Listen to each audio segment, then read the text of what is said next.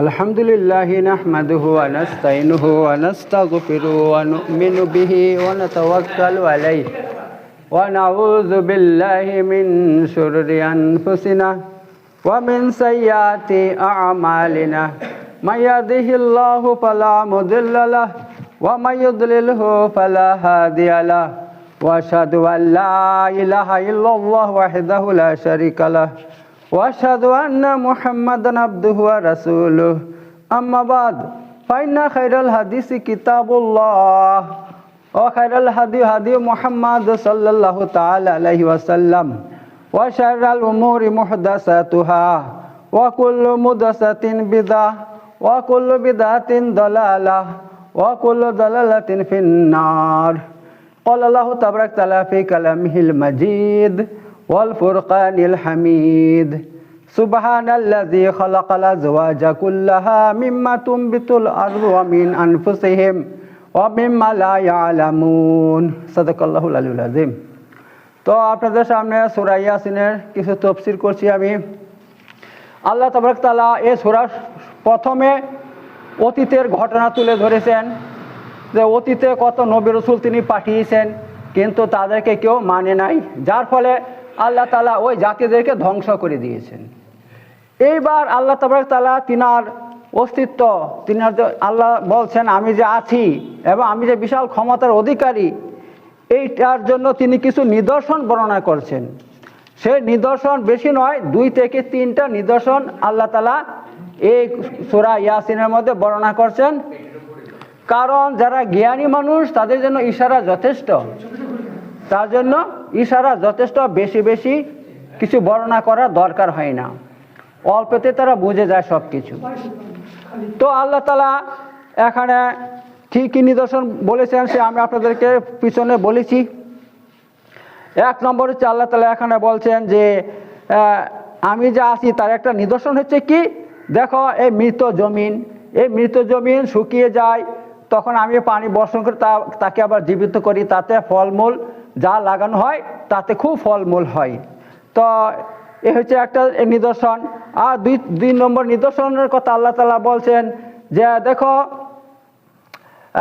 আমি সব কিছু জোড়া জোড়া সৃষ্টি করেছি, চাই উদ্ভিদ হোক যেগুলো মাটি থেকে হয় আপনার উৎপন্ন হয়, অথবা কোনো জীব হোক, যে কোনো জীব হোক, সবাইকে আমি জোড়া জোড়া সৃষ্টি করছি এবং এমনকি এমন জিনিস জোড়া জোড়া সৃষ্টি করছি যেইগুলো তোমরা জানো না। এবার 3 নম্বর আল্লাহ বলছেন এখানে, এটা আজ থেকে আমি শুরু করছি, ও আয়াতুল লাহুমুল লাইলু, এবং তোমাদের জন্য 3য় নিদর্শন হচ্ছে লাইল মানে রাত্রি। কেন? আল্লাহ বলছেন নাসলাকু মিনহুন নাহার, কারণ আমি এ রাত থেকে দিনকে অপসারণ করি, দূর করে দেই। অর্থাৎ যখন রাত চলে আসে তখন দিন দূর হয়ে যায়, ফাইজা হুম মুজলিমুন, তখন সব কিছু অন্ধকারাচ্ছন্ন হয়ে যায়, সব অন্ধকার হয়ে যায়। ঠিক আছে? তো এভাবে আমি কি করি, এভাবে রাত দিন তৈরি করি। এবার দেখুন আল্লাহ তাআলা ইশারা দিচ্ছেন কোন দিকে, যে দেখো এই যে রাত হচ্ছে, এই যে দিন হচ্ছে, এটা কি তোমরা কি মনে করছো এভাবে প্রাকৃতিকভাবে হচ্ছে? হ্যাঁ, না না না না, প্রাকৃতিকভাবে হচ্ছে না, বরং আমি এটাকে তৈরি করি। এবং সেটা কিরকম দেখুন, 24 ঘন্টা দিন, 24 ঘন্টা রাত। হ্যাঁ, 24 ঘন্টা দিন আল্লাহ তাআলা কেন তৈরি করছেন? এই জন্য যে মানুষ, তাদের পেট আছে, তাদেরকে খাওয়ার দরকার, এই জন্য তারা যাতে দিনে উপার্জন করতে পারে, ব্যবসা বাণিজ্য, হাল চাষ বলুন, যে কোনো কাজ হোক, মানুষ এই সমস্ত কাজ করে যাতে তাদের জীবিকা নির্বাহ করতে পারে, এই জন্য দিনের দরকার। এবার রাত কেন দিয়েছি? এই জন্য মানুষ সারাদিন পরিশ্রম করতে করতে ক্লান্ত হয়ে যায়, যখন ক্লান্ত হয়ে যায় তখন তার একটু আরামের প্রয়োজন, সে আরামের জন্য আমি রাত তৈরি করেছি, যার ফলে মানুষ সারাদিন পরিশ্রম করে রাতে যখন ঘুমিয়ে পড়ে সকালে আবার তরুতাজা হয়ে যায়, আবার কাজের জন্য সে প্রস্তুত হয়ে যায়, আবার সারাদিন কাজ করতে লাগে। তো এই জন্য আল্লাহ বলছে আমি রাত এবং দিন তৈরি করছি, এই রাত দিন আমি তৈরি করছি, তাতে নিদর্শন রয়েছে যে তার পিছনে কোনো সৃষ্টিকর্তা আছে, আর সেটা হচ্ছে আল্লাহ বলছেন আমি আল্লাহ, আমি আল্লাহ। তো এভাবে আল্লাহ তাআলা তার অস্তিত্ব প্রমাণ করছেন এক এক করে। আর কি বলছেন, ওয়াশ শামসু তাজরি লিমুস্তাকাররিল লাহা, এবং সূর্য তাজরি সে কি করছে, সে এভাবে চলছে, মানে সে কোথায় চলছে, লিমুস্তাকাররিল লাহা একটা গন্তব্যস্থানের দিকে, গন্তব্যস্থানের দিকে। এই যে সূর্য যে চলছে, সে কোন দিকে চলছে, একটা গন্তব্যস্থানের দিকে। এবার গন্তব্যস্থান বলতে কি কি বোঝাচ্ছে, অর্থাৎ সূর্য একদিন চলতে চলতে চলতে চলতে কি হয়ে যাবে, তার গন্তব্যস্থানে যখন পৌঁছে যাবে তখন আর চলবে না, তখন আর চলবে না। সেই গন্তব্যস্থানকে আমরা বলি কিয়ামত। ঠিক আছে, কিয়ামতের দিন কিন্তু সূর্য আর উঠবে না, সেই দিন সূর্য কি হয়ে যাবে, আল্লাহ কোরআনের মধ্যে বলছেন ইজা শামসু কুবিরাত, ওই দিন সূর্য আলোহীন হয়ে যাবে, সূর্যে কোনো আলো থাকবে না, যার ফলে গোটা পৃথিবী মহাবিশ্ব অন্ধকার হয়ে যাবে। ঠিক আছে, ওয়াইজা নুজুমুন কাদারাত, আর তারাগুলো ভেঙে ভেঙে পড়বে, যে তারা দেখতে পাচ্ছি আকাশের মধ্যে বড় বড় নক্ষত্র, এগুলো ভেঙে ভেঙে পড়ে যাবে। আল্লাহ কোরআনে সে কথা বলে দিচ্ছেন। তো এখন আল্লাহ তাআলা ওই দিকে ইশারা করছেন যে যখন কিয়ামত আসবে, নিকটে আসবে, সেই দিন সূর্য কি হয়ে যাবে, তার আর চলবে না, আর পূর্ব দিক থেকে উঠবে না। ঠিক আছে, পূর্ব দিকে উঠে পশ্চিম দিকে আর যাবে না, সেদিন একদম এই কাজ শেষ হয়ে যাবে। এবার আল্লাহ তাআলা কি বলছেন দেখেন, জালিকা তাকদিরুল আজিজুল আলিম, জালিকা এই সূর্যকে তাকদির মানে নিয়ন্ত্রণ করে কে, আল আজিজ যিনি পরাক্রমশালী, আর কি আলিম এবং মহাবিজ্ঞ, যিনি সব কিছু জানেন। ওই আল্লাহ তাআলা তিনি কি করেন, এই সূর্যকে নিয়ন্ত্রণ করেন। আল্লাহু আকবার। তো দেখুন এভাবে আল্লাহ তাআলা এক এক করে নিদর্শন বর্ণনা করছেন যে আল্লাহ যে আছে এবং তিনি যে মহাশক্তির মহা ক্ষমতার অধিকারী, এটা তিনি এখন প্রমাণ করছেন। আল্লাহ তাবারক তাআলা এই এক এক করে নিদর্শন বর্ণনা করছেন। তো বন্ধুরা, এই সমস্ত শোনার পর যারা সত্যিকারের জ্ঞানী মানুষ, তারা এক আল্লাহকে মেনে নেবে, এক আল্লাহকে একেবারে মানে সরলভাবে মেনে নিবে যে হ্যাঁ অবশ্যই মহাবিশ্বের মধ্যে একটা সৃষ্টিকর্তা আছে, যিনি আল্লাহ তাবারক তাআলা, যিনি সব কিছু সৃষ্টি করছেন, যেরকম আকাশ সৃষ্টি করছেন, সূর্য সৃষ্টি করছেন, সব কিছু। তো এভাবে আল্লাহ তাআলা এক এক করে তিনার শক্তি বর্ণনা দিচ্ছেন যে এইগুলো আমার কাজ, আমি করি। এবার চাঁদ সম্পর্কে বলছেন ওয়াল কামার, এবং চন্দ্র কাদ্দারনাহু মানাজিলা, আমি কি করছি অনেক মঞ্জিলে তাকে কি করছি, মঞ্জিল, তার জন্য মঞ্জিল নির্দিষ্ট করে দিয়েছি। মঞ্জিল মানে কি, এক এক দিনে চাঁদের এক এক অবস্থা। ঠিক আছে, এই দেখুন চাঁদ, আর কি বলছেন আল্লাহ সেটা বলে দিচ্ছি, হাত্তা আদাকাল উর্দুনিল কাদিম, এমনকি পুরাতন খেজুরের শাখার মতন হয়ে যায়। অর্থাৎ খেজুরের যে আছে আপনার ডাল আছে, ডাল কেটে যখন আপনি রোদের মধ্যে দিবেন, সেটা শুকিয়ে বাঁকা হয়ে যাবে। ঠিক আছে, বাঁকা হয়ে যায়। তো আল্লাহ তাআলা ওই দিকে ইঙ্গিত করছেন যে যখন চাঁদ উঠে তখন তাকে ছোট একটা কাঁচির মতন দেখায়, আর আস্তে আস্তে সেই প্রতিদিন একটু একটু করে বাড়তে 14 দিন হয়ে গেলে পরিপূর্ণ হয়ে যায়। হ্যাঁ, আবার 14 দিন পর কি হয়ে যায়, সেটা আবার কমতে লাগে। তো এভাবে আল্লাহ তাআলা বলছে আমি চন্দ্রকে এরকম 28টা মঞ্জিলে কি করেছি, বিভক্ত করেছি। আর এগুলোর মাধ্যমে আল্লাহ কি বুঝাতে চাচ্ছেন, আল্লাহ শক্তিকে প্রমাণ করতে চাচ্ছেন যে এই দেখো, এই যে চাঁদ, তার উপর কারো প্রভাব খাটে না, একমাত্র আমার প্রভাব খাটে। চন্দ্রকেও আমি নিয়ন্ত্রণ করি, চন্দ্রকেও তার উপরে আমি প্রভাব বিস্তার করি, তার উপর আমার প্রভাব বিস্তার হয়। এভাবে আল্লাহ তাআলা তার সব কিছুতে, মহাবিশ্বের সব কিছুতে আল্লাহ যে শক্তি রয়েছে, সেটা আল্লাহ প্রমাণ করতে চাচ্ছেন এখানে এক এক করে। আর কি বলছেন, লা শামসু ইয়ামবাগি লাহা আন তুদরিকাল কামার, লা শামসু, এবং সূর্যের কখনো পক্ষে সম্ভব নয়, আন তুদরিকাল কামার, সে কি করবে, চন্দ্রকে অতিক্রম করবে, চন্দ্রকে অতিক্রম করবে। আর কি বলছেন, ওয়ালা লাইলু সাবিকুন নাহার, আর রাতের পক্ষে সম্ভব নয় যে দিনকে অতিক্রম করবে। ঠিক আছে, মানে কেউ কাকে অতিক্রম করে যেতে পারবেন না। কেন, আল্লাহ বলছেন ওয়া কুল্লুন ফি ফালাকি ইয়াসবাহুন, বরং কুল্লুন এবং সব কিছু মহাকাশের মধ্যে যা কিছু দেখতে পাচ্ছেন, মহাকাশের মধ্যে যত গ্রহ নক্ষত্র চাঁদ সূর্য যা কিছু দেখতে পাচ্ছেন, আল্লাহ বলছেন ইয়াসবাহুন, সবাই নিজ কক্ষপথে চলছে, সবাই নিজ নিজ কক্ষপথে চলছে, ঠিক আছে। মানে আল্লাহ তাবারক তাআলা সবাইকে সৃষ্টি করছেন করে আকাশের মধ্যে সবাইকে এক একটা গণ্ডি তৈরি করে দিয়েছেন, একটা গণ্ডি তৈরি করে দিয়েছেন। ওই গণ্ডির মধ্যেই তারা ঘুরে ঘুরে, এই গণ্ডির বাহিরে অন্য কোথায় চলে যেতে পারে না। আর এটা আল্লাহর শক্তি, এটা প্রমাণ করছে। এই যে সূর্যটা চলছে এভাবে চলছে চলছে, সে কিন্তু তার কক্ষপথ আছে, একটা কক্ষপথ, বুঝতে পারছেন তো? এই দেখুন একটা বাস এখান থেকে যাচ্ছে কোথায়, কাটোয়া যাচ্ছে, আবার সেখান থেকে ফিরে আবার এখানে চলে আসছে, আবার এখান থেকে আবার যাচ্ছে, এই ওর কক্ষপথ, ঠিক আছে। এই কক্ষপথ, বুঝতে পারছেন তো? তো সূর্যের এমন একটা কক্ষপথ আল্লাহ নির্দিষ্ট করে দিয়েছে যে তুমি ওখান থেকে এই পর্যন্ত আসবে, এসে আবার ওখানে যাবা, আবার ওখান থেকে এখানে আসবা, ঠিক আছে। এভাবে কক্ষপথ এক এক নির্দিষ্ট পথ আল্লাহ তৈরি করে দিয়েছে সবার জন্য। এই জন্য আল্লাহ এখানে বলছেন যে কেউ কাকে অতিক্রম করতে পারবে না। কেন? সবাই হ্যাঁ নিজ নিজ কক্ষপথের মধ্যে চলছে, কক্ষপথের মধ্যে চলছে, এ কথা আল্লাহ তাআলা বলছেন। আর কি বলছেন? ওয়ায়াতাহুম আন্না হামালনা যুররিয়াতাহুম ফিল ফুলকিল মাশহুন। এবং মানুষের জন্য আর আরেকটা নিদর্শন হচ্ছে এই আন্না হামালনা যুররিয়াতাহুম, আমি তাদের সন্তানদেরকে, তাদের বংশধরদেরকে ফিল ফুলকি, ফুলকি বলা হয় বড় বড় জাহাজ, ঠিক আছে, সাগরের মধ্যে চলে না, বড় বড় জাহাজকে ফুলকি বলা হয়। আর মাশহুন বলা হয় বোঝাই করা জাহাজ, বোঝাই করা বড় বড় জাহাজ। আল্লাহ বলছেন এখানে আমি এ মানুষের বংশধরদেরকে কি করছি, বড় বড় জাহাজের মধ্যে আমি আরোহণ করাই। তারা কি করে, ওই বড় বড় জাহাজের মধ্যে চেপে এই পানির সাগর দিয়ে এক দেশ থেকে অন্য দেশে যায়, ঠিক আছে। তো আল্লাহ তাআলা বলছে এইটা কি, এটাও একটা আমার একটা নিদর্শন, আমি যে আল্লাহ আছি তার নিদর্শন।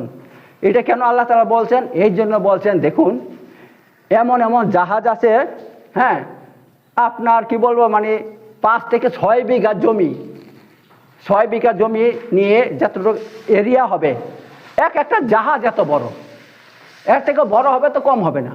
কেন? এমন এমন জাহাজ আছে না, সেই জাহাজের মধ্যে আপনার ফুটবল খেলার মাঠ আছে, এমনকি আপনার সেখানে পুকুরের মতন সুইমিং পুল আছে, সব কিছু আছে সেখানে। তারপরে সেখানে আপনার অনেক রেস্টুরেন্ট আছে, হোটেল আছে, 10-12টা হোটেল, আর হাজার হাজার কামরা আছে। তো সেই জাহাজ এত বিশাল, আর কত বড় জানেন তো? কয়তলা? 12 তলা 13 তলা উঁচু, 12-13 তলা উঁচু।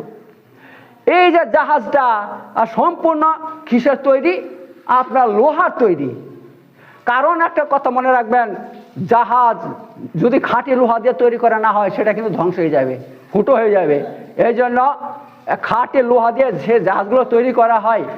আর একটা কথা মনে রাখবেন, লোহা যত খাঁটি হবে তত ভারী হবে, লোহা যত খাঁটি হবে তত ভারী হবে। এইবার বুঝুন দেখি, এই যে 4-5 বিঘা জায়গা এরিয়া নিয়ে একটা জাহাজ লোহার দিয়ে তৈরি করছে, এবং শুধু সেই জাহাজটা নয়, ওই জাহাজটা যত ওজন তার থেকে 5 গুণ 10 গুণ ওজন মাল চাপিয়ে এই সাগরের উপর দিয়ে চলে যাচ্ছে, এক দেশ থেকে অন্য দেশ চলে যাচ্ছে। হ্যাঁ, এবার এই যে আমরা একটা দেখুন দেখি 1 কেজি লোহা আপনি পানিতে ফেলুন তো থাকবে? টুপ করে নিচে চলে যাবে, নিচে চলে যাবে। অথচ এই যে একটা জাহাজ হাজার হাজার লক্ষ লক্ষ লক্ষ লক্ষ কুইন্টাল ভারী, সেটা কেন নিচে চলে যাচ্ছে না? অথচ ওটা তো লোহা, কেন চলে যাচ্ছে না? তো আল্লাহ বলছেন যে দেখো এইটা আমার নিদর্শন, আমি যে আল্লাহ আছি এটা আমার নিদর্শন, যে আমি লোহার মতো এত ভারী ভারী বস্তুকে আমি ভাসিয়ে রাখি, এবং সেটা দিয়ে তোমাদের মাথাতে আমি এমন জ্ঞান দিয়ে দিয়েছি, এমন বুদ্ধি দিয়েছি, সে বুদ্ধি খাটিয়ে তোমরা জাহাজ তৈরি করছো, আর সেটা আমার সম্পূর্ণ আমার জ্ঞান, আমি তোমাদেরকে দিয়ে করাই। আল্লাহ বলছে আমি তোমাদেরকে দিয়ে সমস্ত কাজ করাই। এই জাহাজের মধ্যে তোমরা এত মাল বোঝাই করছো, আর সেগুলো নিয়ে তোমরা এক দেশ থেকে অন্য দেশ চলে যাচ্ছ। তো তার মধ্যে কি রয়েছে? আমার নিদর্শন রয়েছে। আচ্ছা, আর কি বলছেন আল্লাহ তাআলা?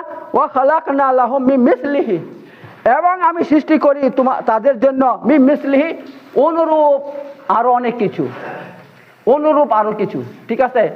অর্থাৎ আল্লাহ তাআলা বলছেন এই জাহাজ আমি সৃষ্টি করছি, জাহাজ যেটা দিয়ে তোমরা চড়ো, এক দেশ থেকে অন্য দেশে যাও, তার মতন আরো অনেক কিছু আমি সৃষ্টি করছি এবং করব, ঠিক আছে। এই কথা আল্লাহ কখন বলছে? 1400 বছর আগে। তখন কিন্তু বাস ছিল না, ট্রেন ছিল না, হ্যাঁ, প্লেন ছিল না। তো আল্লাহ বলছেন আমি এই জাহাজ কিন্তু তখন ছিল, জাহাজ কিন্তু তখন ছিল, রাসূল ইসলামের যুগের আগে আগে থেকে জাহাজ ছিল, ঠিক আছে, আমরা ইতিহাসে পাই সেটা। কিন্তু তখন প্লেন ছিল না, বাস ছিল না, এসব কিছু ছিল না। কিন্তু কিন্তু আল্লাহ এখানে বলে দিয়েছেন আমি এই যে জাহাজ দেখতে পাচ্ছ তার অনুরূপ আমি আরো অনেক কিছু সৃষ্টি করব তোমাদের জন্য। তো সেইগুলো বর্তমানে সেইগুলো কি, সেইগুলো ট্রেন, বাস, প্লেন ইত্যাদি ইত্যাদি, ঠিক আছে। এইবার আল্লাহ বলছেন ওয়া খালাকনা লাহুম মিন মিস, আচ্ছা এটা হয়ে গেছে। ওয়া ইন্নাশা নুগরিকুহুম ফালা সারিকা লাহুম ওয়ালা হুম ইউনকাযুন। আল্লাহ এখানে বলছেন ওয়া ইন্নাশা নুগরিকুহুম, আর আমি যদি চাইতাম নুগরিকুহুম, এই জাহাজকে ডুবিয়ে দিতে পারতাম। এই জাহাজকে আমি চাইলে কি করতাম, সাগরের মধ্যে ডুবিয়ে দিতে পারতাম, ঠিক আছে। অর্থাৎ এত বড় জাহাজ তোমরা দেখতে পাচ্ছ, যে জাহাজগুলো দিয়ে দেখুন আমাদের ভারতবর্ষে তেল আসে আরব দেশগুলো থেকে, কিসের মাধ্যমে আসে, এই বড় বড় জাহাজের মাধ্যমে আসে, জানেন তো, এই জাহাজের মাধ্যমে আসে। তো আল্লাহ বলছেন আমি চাইলে কিন্তু এই জাহাজগুলো ডুবিয়ে দিতে পারতাম পানির মধ্যে, আমি চাইলে দিতে পারতাম। কিন্তু আল্লাহ বলছেন কি বলছেন দেখুন, কত সুন্দর কথা বলছেন, ফালা সলিকা লাহুম, অতঃপর তারা আর্তনাদকারী কোনো আওয়াজকে শুনতে পেত না। যখন ডুবে যেত তো যারা আর্তনাদ করতো, চিৎকার করতো, তাদের আওয়াজ কেউ শুনতে পেত না, কেউ শুনতে পেত না, ঠিক আছে। তো এই ব্যাপার। আর কি বলছেন, ওয়ালা হুম ইউনকাযুন, এবং তাদেরকে কেউ বাঁচাইতেও পারতো না। আমি যদি ডুবিয়ে দিতাম এই বড় বড় জাহাজকে, তাহলে এই জাহাজকে ডুবিয়ে দিলে তার এই জাহাজে যারা চিৎকার করতো তাদের চিৎকারকে শুনতে পেত না, আর তাদের কেউ বাঁচাইতে পারতো না। কে বাঁচাইতে যাবে ভাই, সাগরের মধ্যে জাহাজ ডুবে যাচ্ছে, সেখানে কে বাঁচাইতে যাবে, পারবে কেউ? কেউ পারবে না, কেউ পারতো না। ইল্লা রাহমাতাম মিন্না, কিন্তু এটা আমার পক্ষ থেকে একটা রহমত, আমার পক্ষ থেকে একটা রহমত। যে দেখো এত বড় বড় জাহাজগুলো সাগরের মধ্যে ভেসে চলছে, এক দেশ থেকে অন্য দেশে কোটি কোটি, হ্যাঁ, লক্ষ লক্ষ টন মাল নিয়ে এক দেশ থেকে অন্য দেশে যাচ্ছে, তারপরে ডুবছে না। এটা কি, এটা আমার পক্ষ থেকে একটা রহমত বা দয়া, অনুগ্রহ। অর্থাৎ আল্লাহ বলছেন আমি চাই বলে সেগুলো ডুবে না, না হলে ডুবে যেত। এখান থেকে আল্লাহ তাআলা তার অস্তিত্ব প্রমাণ করছেন এবং তার মহাশক্তিকে প্রমাণ করছেন, যে আমি আল্লাহ যেমন আছি তেমনি আমার মহাশক্তি, আমার মহাশক্তি, আল্লাহ কথা এটা প্রমাণ করছেন। ওয়া মাতান ইলাহিন, এবং কিছু নির্দিষ্ট দিনের জন্য জীবন ভোগের কারণ, ঠিক আছে। এই যে আমি তাদেরকে মেরে দিচ্ছি না, ডুবিয়ে দিচ্ছি না, কিসের জন্য? যাতে তারা কিছু নির্দিষ্ট দিন জীবনটা উপভোগ করতে পারে, উপভোগ করতে পারে। আল্লাহু আকবার। তো আল্লাহ কত বড় দয়ালু দেখুন, আল্লাহ কিরকম সুন্দর করে কথাটা বলে দিয়েছেন, যে আমি তোমাদের জন্য ধ্বংস করছি না, তোমরা কিছু দিন, নির্দিষ্ট দিন মানে কি, যখন তোমার মৃত্যুর দিন চলে আসবে সেদিন তো তুমি মরে যাবে। তো এতদিন পর্যন্ত তুমি দুনিয়াতে কিছু কি করো, উপভোগ করো, জীবনটাকে উপভোগ করো, এই জন্য তোমাদেরকে আমি ধ্বংস করছি না। তারপর আল্লাহ বলছেন ওয়াইযা কিলা লাহুমুত্তাকু মা বাইনা আইদিকুম ওয়া মা খালফাকুম লাআল্লাকুম তুরহামুন। এইবার আল্লাহ তাবারক তাআলা ওই সমস্ত জাতিদের কথা বলছেন, যে দেখো আমি তোমাদের সামনে আমার সমস্ত অস্তিত্ব তুলে ধরেছি, সব আমি উপমা দিয়ে তোমাদেরকে বুঝিয়ে দিয়েছি, তারপরে তোমরা বুঝতে চাও না, তোমরা আমাকে মানতে চাও না, বুঝতে চাও না, আমার শক্তিকে বুঝতে চাও না। তা আল্লাহ তাআলা বলছেন ওয়াইযা কিলা লাহুমুত্তাকু মা বাইনা আইদিকুম ওয়া মা খালফাকুম, যখন তাদেরকে বলা হয় তোমরা ভয় করো মা বাইনা আইদিকুম, যা কিছু তোমাদের সামনে আছে, ওয়া মা খালফাকুম, এবং যা কিছু তোমাদের পিছনে আছে তাকে ভয় করো। তোমাদের সামনে আছে, সামনে কি আছে, আর পিছনে কি আছে?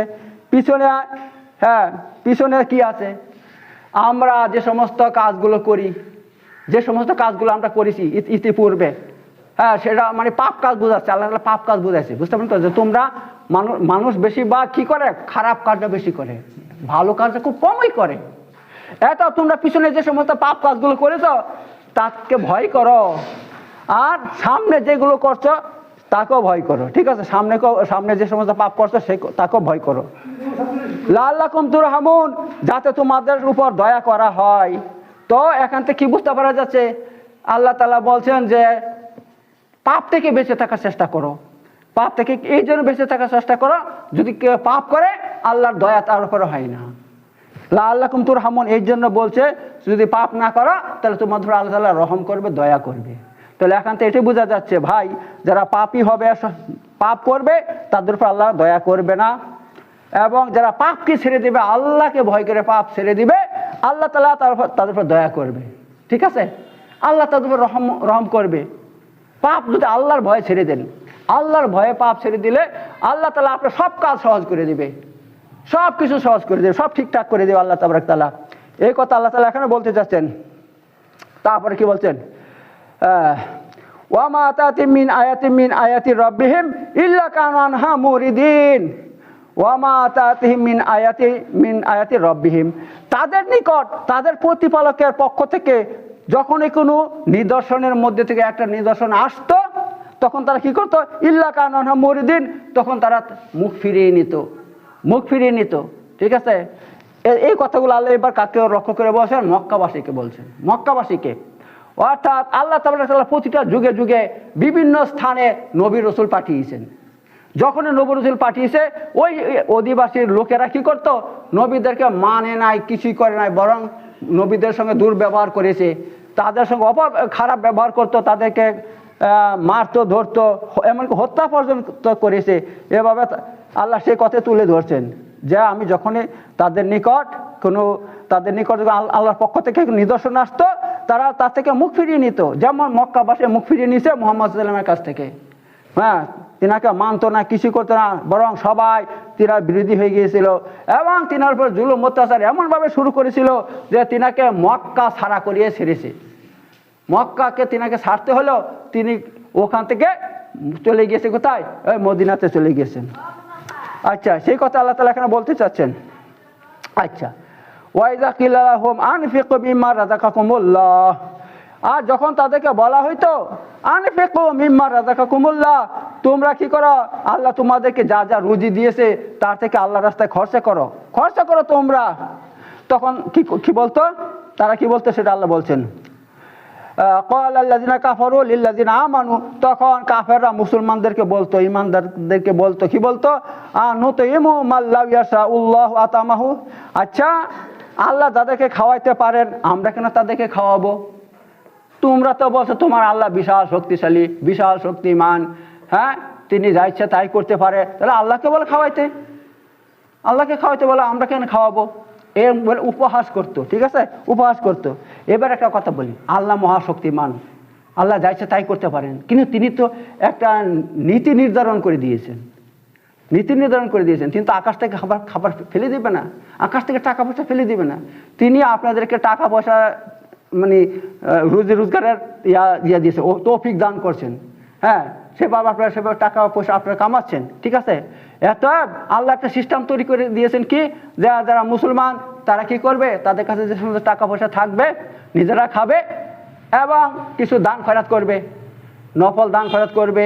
আর যদি এক বছর পর যদি হিসাবের একটা হিসাব আছে, বুঝতে পারছো তো, তার উপর যে টাকা হয় সেটা যাকাত দিতে হবে। এভাবে কি করবে? এভাবে দিতে হবে, একটা সিস্টেম আছে, আল্লাহ তাআলা সিস্টেম তৈরি করে দিয়েছেন। তো এই সিস্টেমের কথা এখানে বলা হয়েছে যে তোমরা কি করো? তোমরা নিজেরা খাও এবং আল্লাহ যা কিছু দিচ্ছে তা থেকে দান খয়রাত করো, গরিবদেরকে দাও। তো এই জন্য ওরা কি বলতো যে আমরা কেন খাওয়াবো তাদেরকে? তোমাদের আল্লাহ খাওয়াইতে পারেন, তো তিনাকে বল খাওয়াইতে, তিনি খাওয়াবে। আচ্ছা, এই কথা তারা বলতো। ইন আনতুম ইল্লা ফি দালালিম মুবিন, তোমরা তো স্পষ্ট পথভ্রষ্ট। এভাবে বলে, এসব কথা বলে মুসলমানদের কি করতো? তারা উপহাস করতো। ওয়ায়াকুলুনা মাতা হাযাল ওয়াদু ইন কুনতুম সাদিকিন, আর কি বলতো? মুসলমানদেরকে শুধু এভাবে উপহাস করতো না, মুসলমানরা কাদের কথা বলে? আল্লাহর কথা বলে, রসুলের কথা বলে। আর আল্লাহ রসুল কোরআনের মধ্যে, হাদিসের মধ্যে কি বলছে? যে আমরা পৃথিবীতে কেউ চিরদিন থাকবো না, আমরা একদিন মরে যাব, কবরে চলে যাব। ঠিক আছে, এবং একদিন কিয়ামত হবে, কিয়ামতের দিন আল্লাহ তাআলা সমস্ত মানুষকে কবর থেকে বের করবেন জীবিত অবস্থায়, সবাইকে তুলবেন, কিয়ামত মাঠে সবাই ছুটে যাবে, সেখানে হিসাব কিতাব হবে, তারপরে কেউ জান্নাতে যাবে, কেউ জাহান্নামে যাবে। এটা হচ্ছে আল্লাহর ওয়াদা। ঠিক আছে, তো ওইটা কথাটাকে কাফেররা উপহাস করতো। কি বলছে দেখেন, কি বলছে? ওয়ায়াকুলুনা মাতা হাযাল ওয়াদু, এবং কাফেররা বলতো মাতা হাযাল ওয়াদু, তোমার আল্লাহ যে ওয়াদা করেছে সে ওয়াদা কখন হবে? ইন কুনতুম সাদিকিন, যদি সত্যবাদী হও, তো সত্যবাদী যদি হও তোমরা, সে ওয়াদা কখন হবে আমাদেরকে সেটা করিয়ে দেখাও। তার মানে কি, আল্লাহ যে ওয়াদা করছে কিয়ামত একদিন হবে, সেদিন সবাইকে জীবিত করব, সেইটাকে তারা এভাবে উপহাস করছে।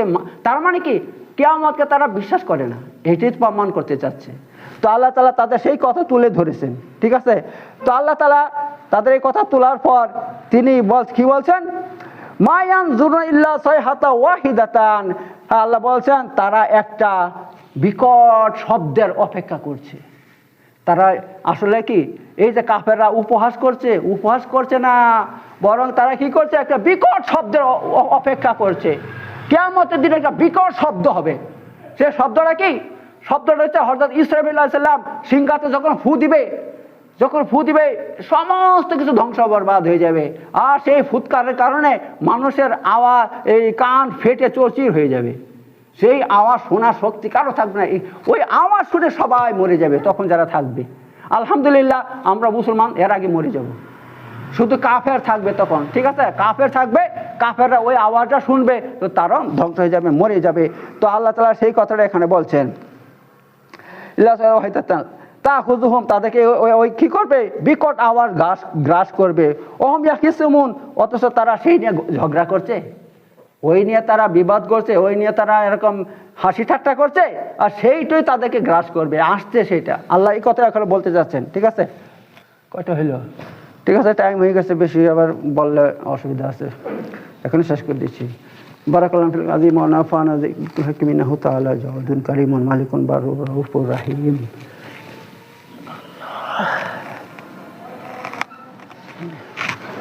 وآخر دعوانا الحمد لله رب العالمين إن الله يأمر بالعدل والإحسان وإيتاء ذي القربى والفحشاء والمنكر والبغي يعظكم لعلكم تذكرون اذكروا يذكركم واشكروا على نعمه وذكر الله أكبر ولما تصنعون صدق الله العلي العظيم.